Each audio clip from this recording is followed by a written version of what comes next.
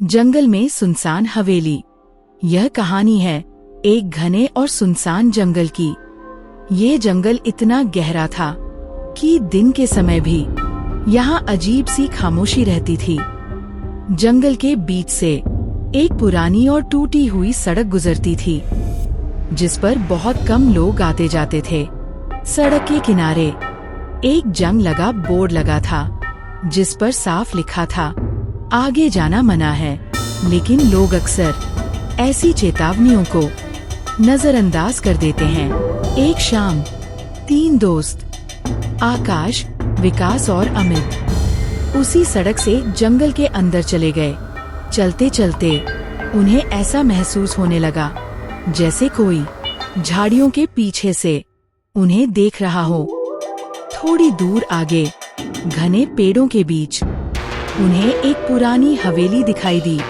हवेली बहुत जर्जर हालत में थी। उसकी दीवारों में दरारें थीं और खिड़कियों के शीशे टूटे हुए थे। हवेली के सामने एक सूखा हुआ कुआं था, जिसके अंदर सिर्फ गहरा अंधेरा दिखाई देता था। तभी हवेली की एक खिड़की से फटा हुआ पर्दा अपने आप हिलने लगा। तीनों दोस्त एक दूसरे को देखने लगे, लेकिन किसी ने कुछ नहीं कहा। अचानक हवेली का मुख्य दरवाजा धीरे धीरे अपने आप खुल गया। हिम्मत करके तीनों अंदर चले गए। अंदर एक बड़ा सा कमरा था। छत से लटका पुराना झूमर हल्की आवाज के साथ हिल रहा था। दीवार पर एक पुरानी फैमिली फोटो टंगी थी। आकाश को लगा जैसे फोटो में बने लोगों की आंखें उसी को देख रही हों। उसी वक्त फर्श की लकड़ियां चरमराने लगी, जैसे नीचे कुछ हिल रहा हो। तभी दीवार पर एक काला साया दिखाई दिया, जो धीरे धीरे सरकता हुआ आगे बढ़ रहा था। उस साये का कोई चेहरा नहीं था, बस एक डरावनी परछाई थी।